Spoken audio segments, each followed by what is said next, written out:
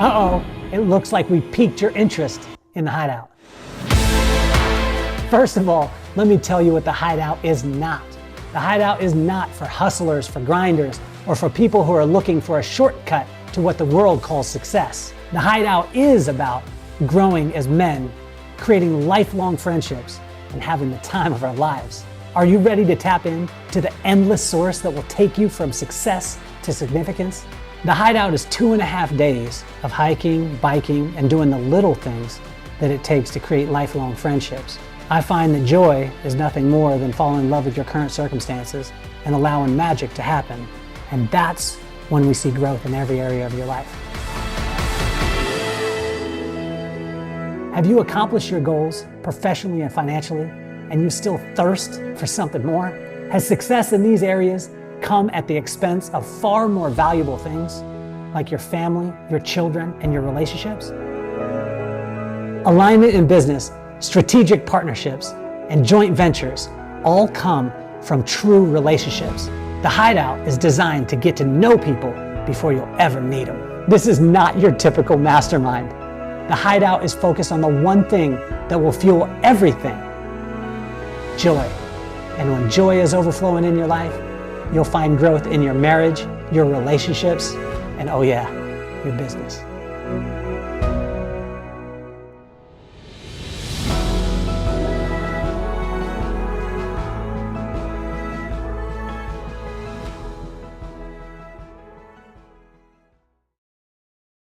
Welcome to the Kelly Cardenas podcast, where attitude is everything. Today is Friday, and today is the first show of Unscripted. And I'm very excited to be able to be here and to be able to share. People have been asking me over and over again, can you go on another podcast? Could someone come on your podcast and interview you? And I wanted to give you exactly what it is that you wanted. So we're going to spend some time. We're going to talk about a couple of things today. Number 1, being yourself. Number 2, making friends. And number 3, writing, and how this can make a difference in every aspect of your life. I want to jump right in to being yourself. Now, this is a cliche kind of thing that I hear all the time, and you hear people say it, and for a long time in my life, I didn't understand it. People would tell me, and my mom especially, and my dad would be like, Kelly, all you have to do is just be yourself, and everything else will work out. And I was like, yeah, but I got to be this, I got to be that, I got to get to this point, I got to get here. And what I want to encourage every one of you out there is to listen to my mom and listen to my pop. I didn't for a long time. And then when I started to settle in and realize that I couldn't be anybody else, and I was talking to my daughter, I was on a dog walk with her one time, and I tried to be all philosophical. And I was like, baby, you just need to be yourself. She was like, yeah, Dad, everybody else is taken. And then she moved on. And what I realized is that what my daughter saw is so simple. I had been striving and working because I thought it was about accomplishment. I thought it was about me getting to a certain point and then thinking that everything was going to be okay at that time. Well, I had to start asking myself, how did this start to come about, and when did I realize it? Where was the foundation laid? So it goes on back. And I got a chance to be on a podcast just recently, and it was unbelievable. Michael Stein, and if you haven't got the chance to be able to listen to him, Long Shot Leaders, you will absolutely love it. But he asked me the question about kind of my story. And what I said is, I think back, and my parents started. They got together when they started their relationship when my mom was 13 and my dad was 16. So this is very young, but in Utah terms, and especially at that time, I mean, maybe it's not as old as or not as young as we think it is. My mom was 13, my dad's 16. They start dating, they connect. My mom gets pregnant at 15, has my brother at 16. They get married. They get married a couple months, probably 7-8 months before my brother comes along. My dad goes into the military, and then they move right from there to England. And so, you go on.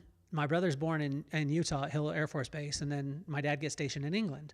Well, then I'm born a couple years later, so I'm 2.5 years younger than my brother. Well, you can imagine my mom now is 18, 19 years old. She's got 2 kids, living in a foreign country. My dad's in the military, but he's a non-commissioned officer, so, not probably breaking the bank. But what they were always instilling in both of us over and over again is how much they loved us. They encouraged us in every single thing that we did, and they always lifted us up. Now, my dad was a little bit more hard-nosed. Pop was, that guy that was, he was military side, and he was, but it was the way he was raised. He was raised in a little town called Ophir outside of Tooele, Utah, in a mining town, probably about 35 people or 40 people that lived in the whole entire town. My dad grew up chopping wood and having a wood-burning stove, and my dad is, a very young guy. He passed away when he was 68, but it wasn't like he was that old, but it was just he lived in a very small town, had 6 children in the family, and they had a wood-burning stove and no hot running water in their place.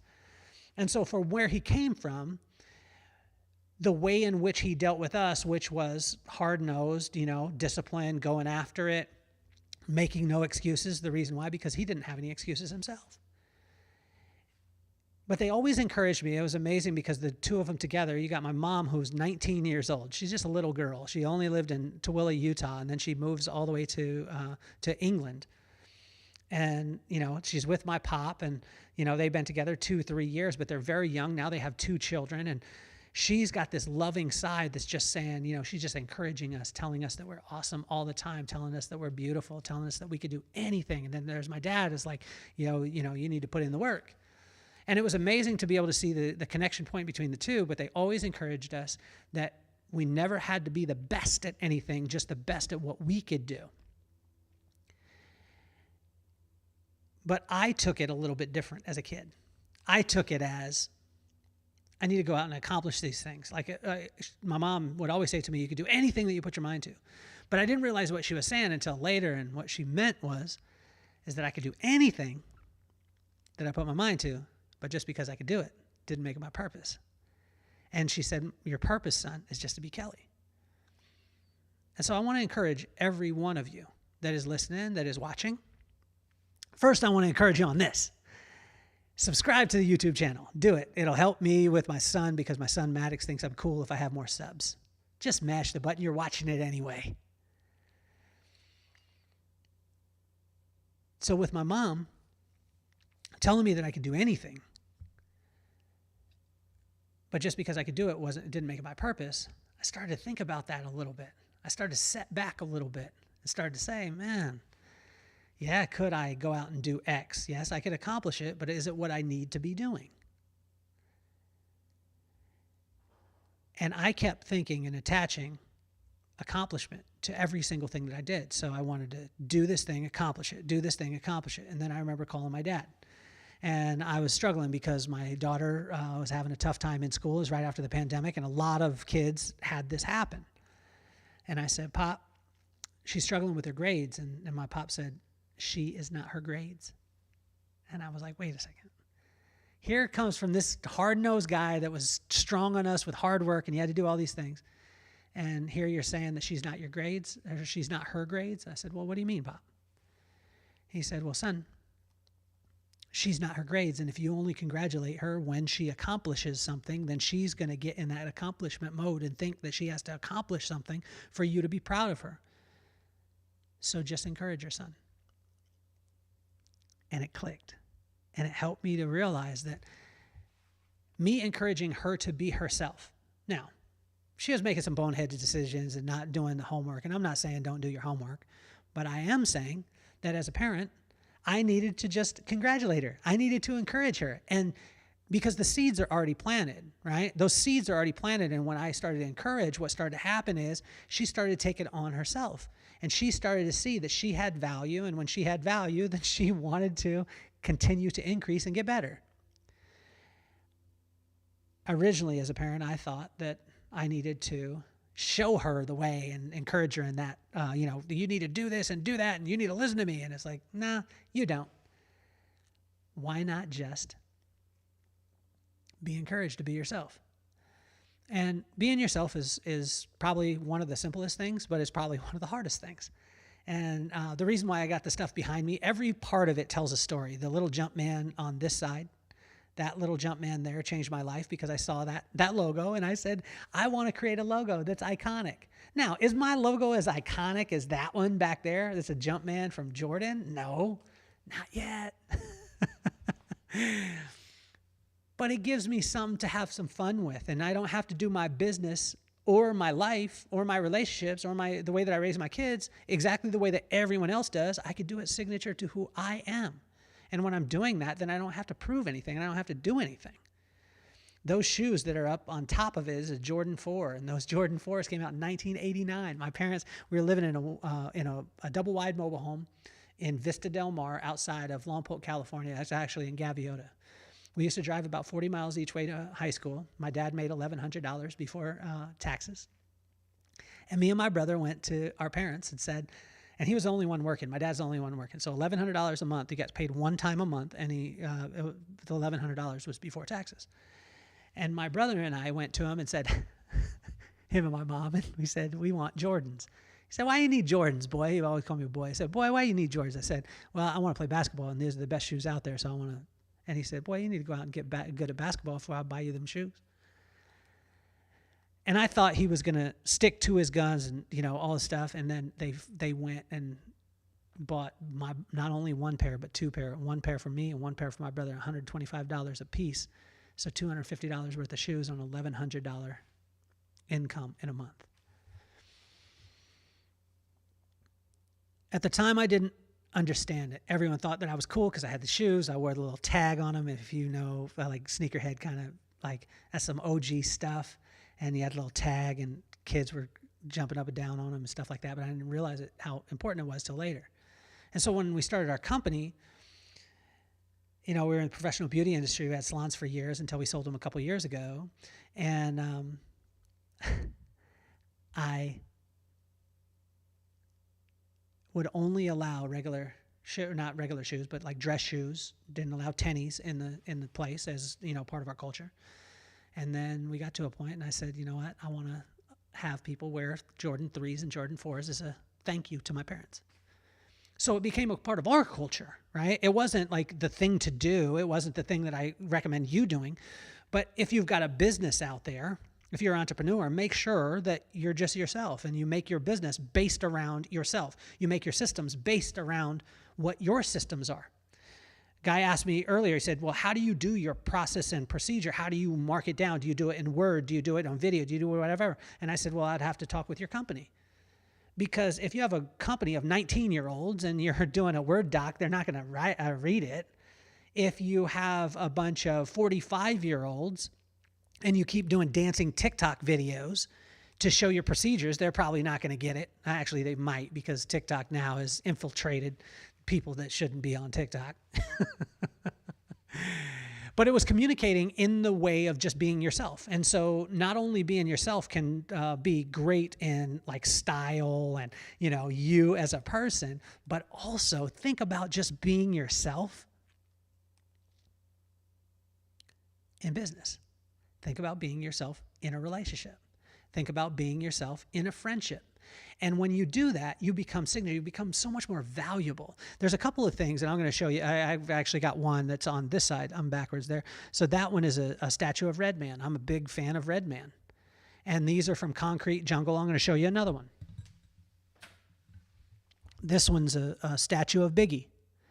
And this statue of Biggie, there's only 500 of them made. Concrete Jungle. I'm not sponsored by them yet. But I like these. You see his chain moves, and he has different heads that you could put on. Now, people ask me, like, why would you have that? Because I want to.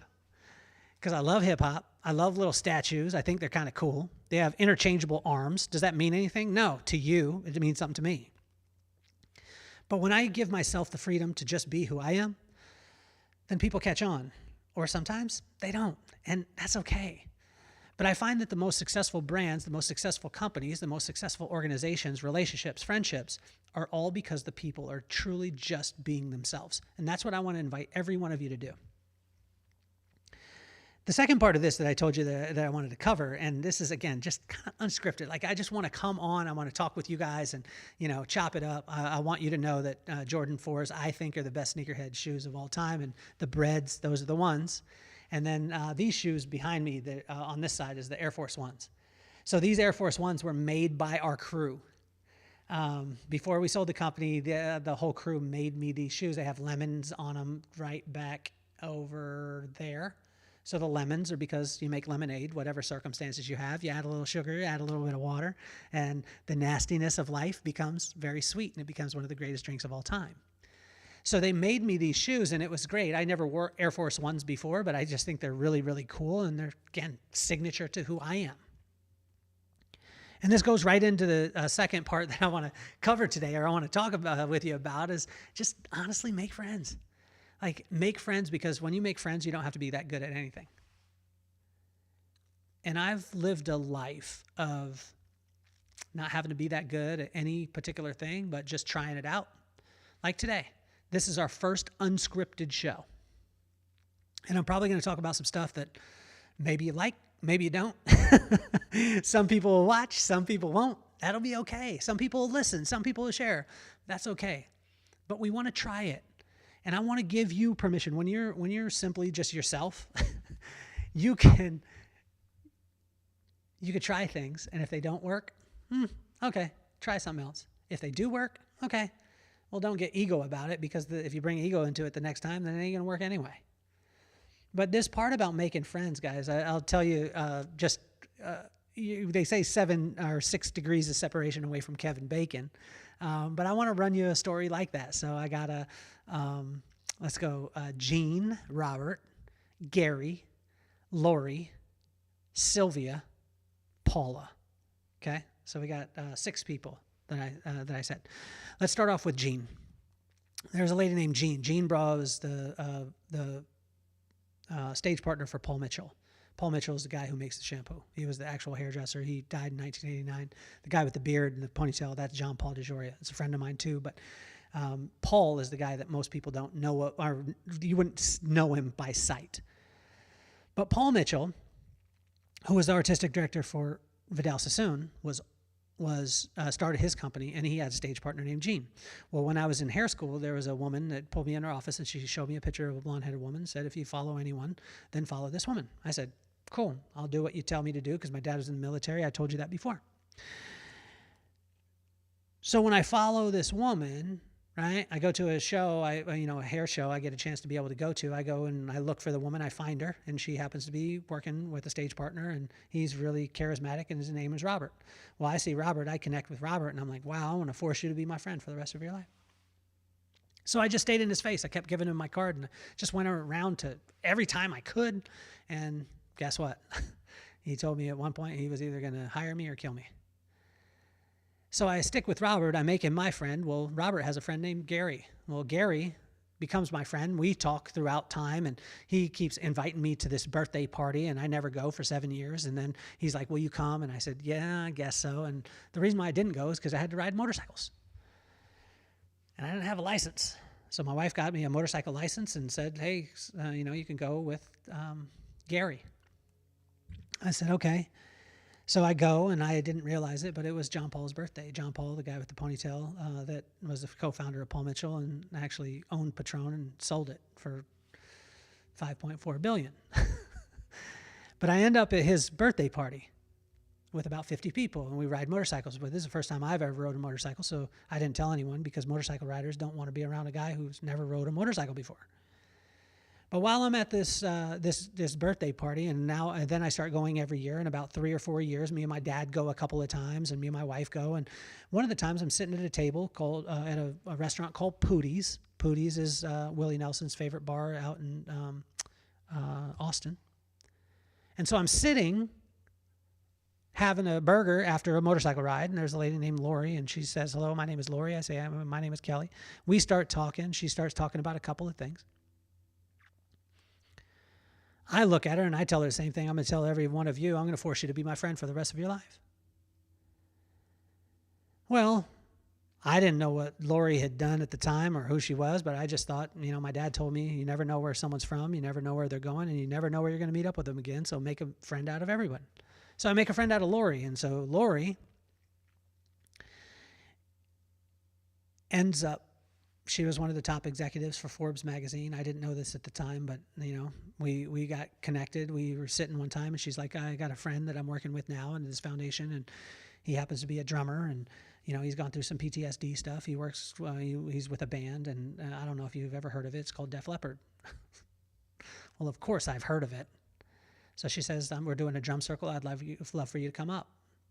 So I go up to the drum circle in Orange County, and when I get there, there's 12 of the top drummers in the entire world. Drummer from Guns N' Roses, from Paul McCartney, from Godsmack, from Lenny Kravitz, from Widespread Panic, from Styx. I mean, Little Richard. Yeah, I mean, you name it, they were there. Well, I only ended up there because I became a friend of Jean's, who was a friend of Robert, who introduced me to Gary, who introduced me to Lori. So there was another experience that I had, and I'll circle back on this. There's another experience that I had with my daughter was a big fan of Kids Bop, and so I wanted to take her to the Kids Bop concerts, and so I took her to the Kids Bop, and when I did, we went about 3 or 4 times, and we got meet and greet, and we sat front row, but I would just always watch people, and so we're front row, or second row center, and I'm looking around at the crowd, and I watch 4 or 5 people walk in, and they don't have any kids with them. So I'm thinking they got to be family members of someone in the band. So I watch them the whole time, and they're cheering every time there's a solo, but they keep cheering louder when there's one solo. And it was my daughter's favorite pop star, which his name was Isaiah Morgan. And I watched this family for probably an hour, and I kept watching them. At the end, I just walked up and I grabbed a hold of one of the guys. I said, "Are you Isaiah's family?" And he looked at me, and then he yells over, "Hey, Harlan. And Harlan's this big dude, and he comes over and, he says, "This guy is asking if we're Isaiah's family," because his daughter's a big fan. And I said, and I looked at it, I was like, man, I'm in trouble. And Harlan says to me, any person who's a fan of my son is a friend to me. And I didn't realize that was his son, but I told him that I was going to force him to be my friend for the rest of his life. And so he said, can my son text your daughter tomorrow, because he likes to stay in touch with his fans, whatever. And I said, absolutely, but I made him give me his phone number right then. And he ended up FaceTiming my daughter the next day, and she got to talk with her favorite pop star. And then down the road, I met his mom, which is named Sylvia. And Sylvia, I forced her to be my friend for the rest of her life, and she brought Isaiah down to our salon before we sold all of them. And she, then at 2:00 in the day, we pick up my daughter from school. We don't tell her, but she walks in, and her favorite pop star is in the salon. And the reason why I did it is because I wanted to take her and show her that all the people that were really cool in her life weren't idols, because I didn't want her worshiping any human being. But they were simply icons who were focused on what they were doing. They were locked in, they were being themselves, and they made a ton of friends, and things were working out for them. So my daughter gets to have lunch with with her favorite pop star, and it was awesome. So I kept being friends with Sylvia. And so there was Jean that I was told, you need to go and watch this woman. She was friends with Robert. Robert was friends with Gary. Gary was friends with Lori. Now, just the other day, Sylvia, who I told you about, had called me and said, hey, I need you to come up, or, I want you to come up to LA, and I would like you to be able to see the new company that I'm working with called Famecast. I said, cool, I'll come up. So on the way, Lori lives in Orange County. So I thought, well, I know that Lori is going out to take Rick Allen, the drummer from Def Leppard, to Miami to speak for Forbes, because she used to work with Forbes. And I know that she hasn't had her hair done in a bit, and she probably needs it done. So I'll just stop there on the way and then go up to LA to see Sylvia. So we got Gene, who was a stage partner with Paul, Robert, who was friends with Gene, Gary, who was friends with Robert, Lori, who was friends with Gary. And I got Sylvia up in LA, but I know that Lori's on the way, so I stop and I take care of Lori, and then on the way up, then I get to Sylvia, and she says, I got a surprise for you. I said, cool, and no big deal, that's amazing, but I'm just here, and they pitched me on Famecast, famecast.net. If you check it out, it's absolutely phenomenal. It's one of the sponsors of our podcast. It creates a 360 around people, influencers and personalities and things like that. So I go up, I sit down, they give me the pitch, they talk about it, it's an amazing company. And Sylvia says, we got a couple TikTok people come in. Could you move some chairs and some lights? Well, what my dad taught me to do is do whatever needed to be taken care of, to be 100% at whatever you did, right? That, be yourself. And what myself is, I'm never too big for the little things because I'll be too little for the big things later on. That's what he always taught me. So she says, can you move the chairs? Yes. Can you move the lights? Yes. So we're moving all these things. And we get down to the last, bit of chairs, and we're moving some stuff around and things like that. And a lot of people could say, like, oh, I didn't come here to move the stuff, but I came here just to be myself, and I'm here. And if you need anything, I'm good. So I'm helping out and walking with the last chairs, and then, boom, I hear the door go. And when I hear the door go,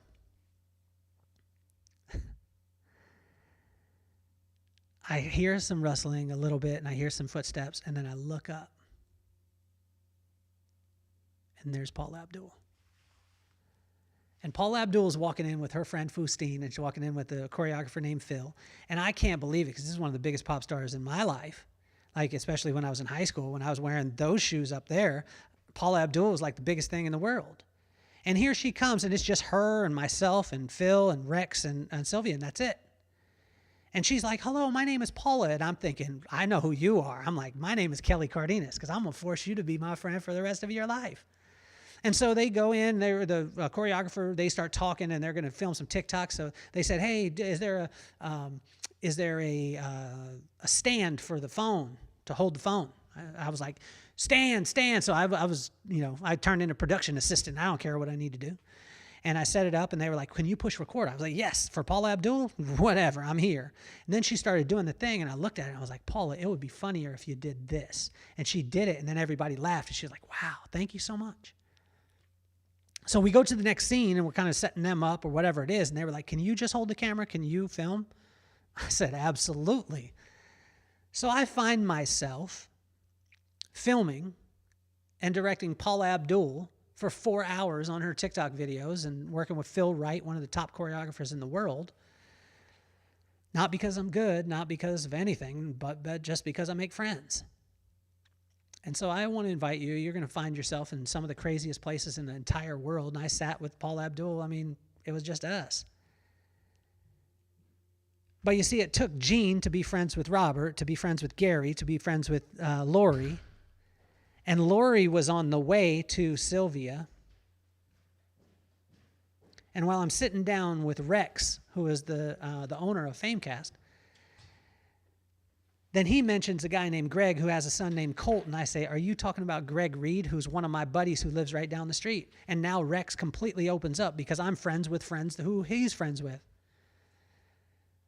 And after all that, then I end up filming and directing Paula Abdul for 4 hours.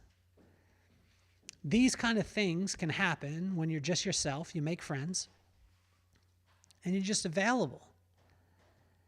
And I'm not saying every one of you is going to meet Paula Abdul. It's kind of cool, though. But it's so funny, because I talked to Phil the other day, and he was like, yo, how you doing? I said, I'm doing good. He said, thank you so much for doing all your work. He's like, do you work with Sylvia all the time? Because I'd like to work with you in the future. And I'm thinking in my head, I don't film. Like, that's not my business. But it is my business when I'm with you, because I'll do whatever it takes to be able to make sure that you're good, because I want to be your friend. I want to contribute to you. Make a ton of friends. The last thing I'm going to say to you today, guys, is, like, seriously, write. All these things I'm talking about, I've written down. I write down the experiences, because a lot of times the emotions that we go through, the feelings that we have, the challenges that we go through, we don't write them down, so we don't remember them. And I want to invite every single one of you just to write the stuff down. And when you write it down, you have to quiet down. And when you quiet down, you start to hear things that you never heard before. And I tell you, this may sound crazy, but when you quiet down, it's going to get real loud. It's going to get real loud. Because when you go silent, your mind gets really loud. But most of the time, we just want to keep moving because we don't want to hear the things that will be said when it's silent. And when you write, you have to be quiet. And this was one of the greatest things, that my parents taught me. And it wasn't because it was awesome at the time. I used to have to take 10 pages of notes before I could go out and play. And I was mad at it. And I used to write big, skip lines. And I used to get like 4 sentences on the whole page. My brother would be so mad at me because he was like, how are you going to get to go out and play? You didn't do your 10-page notes. I show him, and he's like, you skipped lines and you wrote really big. I was like, I'm just being myself, baby. They didn't tell me how to write it. Make up your own rules. Be yourself. And when I talk about writing, if it's pictures or whatever it is, but get quiet and write as often as you possibly can. I tell you, when I take business owners, I take founders, I take CEOs, I take managers, and I have them write, it slows them down. And it has them think about things, because a lot of times we have ideas in our head, but we haven't written it down. And when we have an idea, it's just an idea. But once we write it down, it can become a system. And if you want to grow your business, you want to grow your relationship, you want to grow your friendships, write to them. Write to them. And then they can start to see and they can start to understand where you're at. And a lot of times it's just for me, because I'll look back at dates, when I went through challenging times, and I'll look at the things that I was feeling at the time. But a lot of times we're so moving so fast in our life that we don't slow down enough just to be silent, to be able to hear the noise. And then once we hear the noise, then we could deal with the noise and we could quiet that noise. And when your mind becomes silent, that's when the traction happens. That's where the magic happens, baby. I hope you've enjoyed the first Unscripted episode. We'll be doing more. Share them with your friends. Check out the sponsors. Click the links. Do all the things that you need to do. I talked about famecast.net, and check that out. Also, please check out all the sponsors, because they've been rocking with us. And I just want to thank you for asking the questions. Thank you for pushing that and saying, hey, we'd like to hear a little bit more of you. So we're here, and it's Unscripted, and I'm officially off the hot seat.